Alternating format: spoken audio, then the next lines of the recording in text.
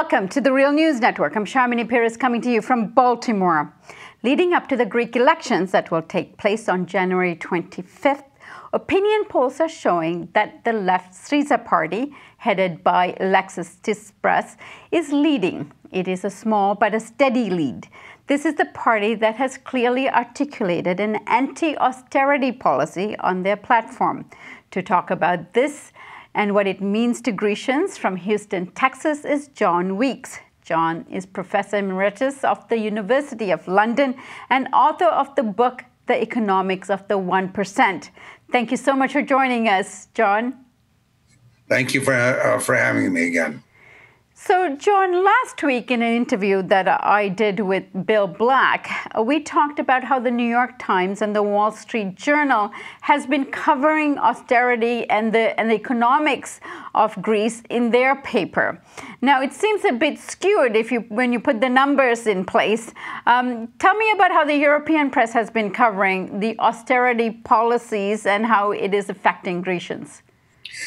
Well, the general approach of the European media, and let me say that I only know the French and the English language media because I don't read Greek, but is that this is a very dangerous situation for financial capital. Far gone, I should say. There's one important exception. That's Financial Times of London. The capitalists read that, so they have to get the real story. The Financial Times, interestingly enough, has a more realistic approach, which I'll mention in a moment. But the general approach is to say that there is this far left radical populist party in Greece that threatens to renounce the debt and refuse to follow EU austerity rules. And as a result of that, if they win the election, it will be an absolute disaster for the economy and for the people. And that something must be done to try to demonstrate to Greeks how terrible this choice would be.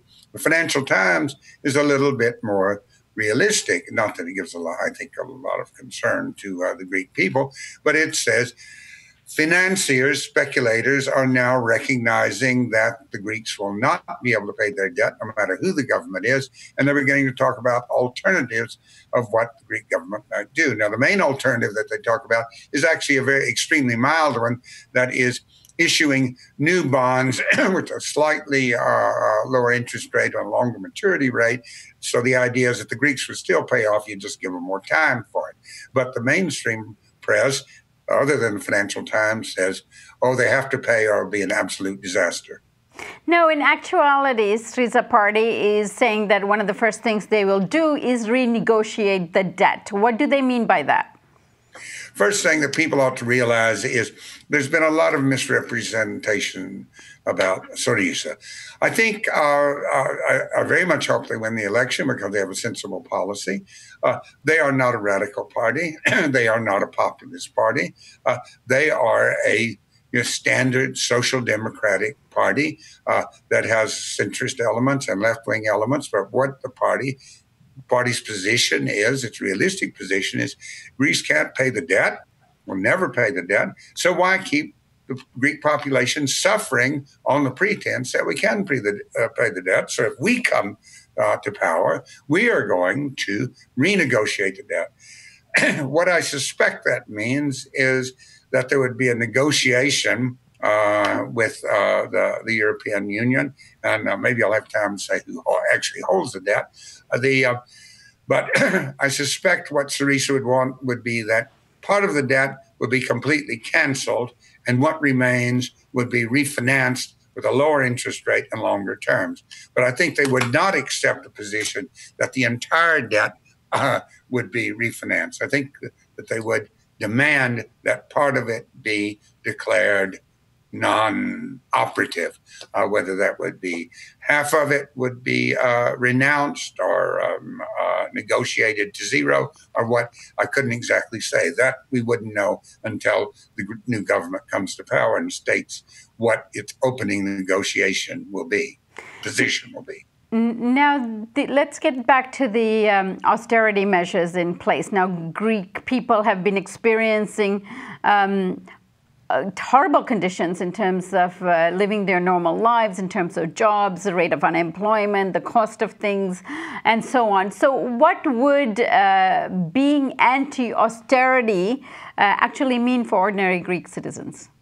I should just say, I mean, there's a lot out about the statistics, but I'll point out one that for the lower half of the income distribution, that is, the lower 50% of the population, their incomes have fallen about 30% since 2010 and about 50% since 2008. I think that probably I can't even imagine that income cut in half. I think probably most of the viewers can't. And if added to that is a drastic decline in public services. So people now would, if they could, they would be paying for health, they would be paying for aspects of education. So the disaster is very, very serious. What would the end of austerity mean? Well, I think the first and most important thing is that the very large portion of government expenditure going to service the debt would drop dramatically if the current Syriza position were maintained. I say if, because should they be elected, they will come under tremendous pressure, of course, to buckle under the demands of the European Union and the financial interests. So the first thing is they would be able to take the money which goes to interest payments and principal payments and use that for social purposes. Second of all, I think that they would begin to allow wages to rise. That would have, I would say, no impact on employment. Employment is falling because demand is falling, not in response to wages. Wages are going down, so wages would be allowed to rise. I think government expenditure would increase.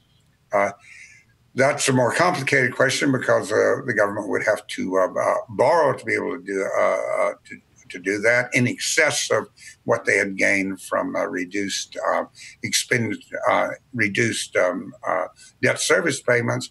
But in general, it would mean more government spending, letting wages rise, and generally stop the anti-growth policies which are continued to devastate and stagnate the Greek economy.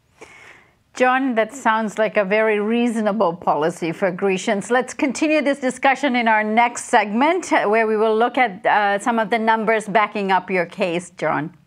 Okay, I'll be very pleased to do that. And thank you for joining us on the Real News Network.